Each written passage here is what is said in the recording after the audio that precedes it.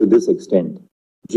Entries 49 and 50 of List 2 deal with distinct subject matters and দর্শক, এই মুহূর্তের সবচেয়ে বড় খবর, মমতার বিরুদ্ধে কড়া পদক্ষেপ নিয়েছে দেশের শীর্ষ আদালত সুপ্রিম কোর্ট।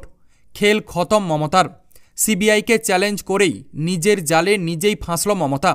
হ্যাঁ দর্শক, এই মুহূর্তের সবচেয়ে বড় খবর এবং পরবর্তী গুরুত্বপূর্ণ খবরগুলো সবার প্রথম পাওয়ার জন্য অবশ্যই চ্যানেলটিকে সাবস্ক্রাইব করে রাখুন এবং যুক্ত থাকুন আমাদের সাথে।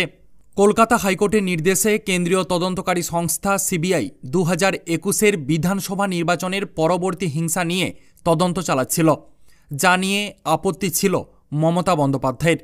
কলকাতা হাইকোর্টের নির্দেশের বিরোধিতা করে সুপ্রিম কোর্টে আবেদন করেছে রাজ্য সরকার। আজকে রাজ্যের তরফে সুপ্রিম কোর্টে সওয়াল করেন প্রবীণ আইনজীবী কপিল সিব্বল। তিনি বলেন, এনএইচআরসির রিপোর্টের ভিত্তিতে তদন্তের ভার সিবিআইয়ের হাতে তুলে দেওয়া হয়েছিল। তিনি সেই নির্দেশকে চ্যালেঞ্জ করার কথা জানান। তিনি বলেন, সেই নির্দেশ ছিল পক্ষপাতমূলক। 2021-এর বিধানসভা নির্বাচনের ফল প্রকাশের পরের দিন থেকে রাজ্যের বিভিন্ন অংশে হিংসা ছড়িয়ে পড়েছিল। বিজেপির তরফে ব্যাপক হিংসা এবং অস্থিরতার অভিযোগ করা হয়।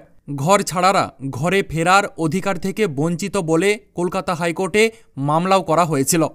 কলকাতা হাইকোর্ট এ ব্যাপারে একটি কমিটি গঠনের নির্দেশ দেয়। পরবর্তী সময়ে জাতীয় মানবাধিকার কমিশন বিষয়টি নিয়ে একটি রিপোর্ট দাখিল করে, যেখানে শাসক দলের বিরুদ্ধে আইনের শাসনের পরিবর্তে শাসকের আইন চলছে বলে অভিযোগ করা হয়।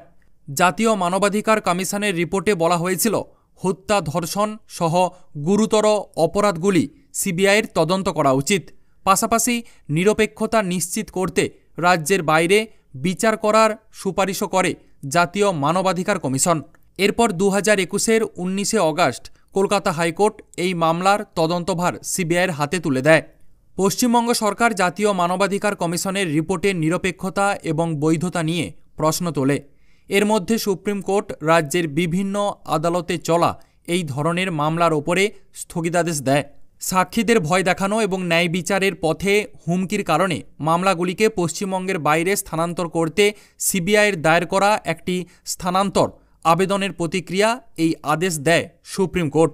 আজকে সুপ্রিম কোর্টের বিচারপতি এম সুরেশ এবং অরবিন্দ কুমারের বেঞ্চ রাজ্যের দায়ের করা স্পেশাল লিভ পিটিশনের অনুমতি দিয়েছে। এই ব্যাপারে সিবিআইয়ের প্রতিক্রিয়া জানতে চাওয়া হয়েছে। আগামী 20 নভেম্বর এই মামলার পরবর্তী শুনানি রয়েছে।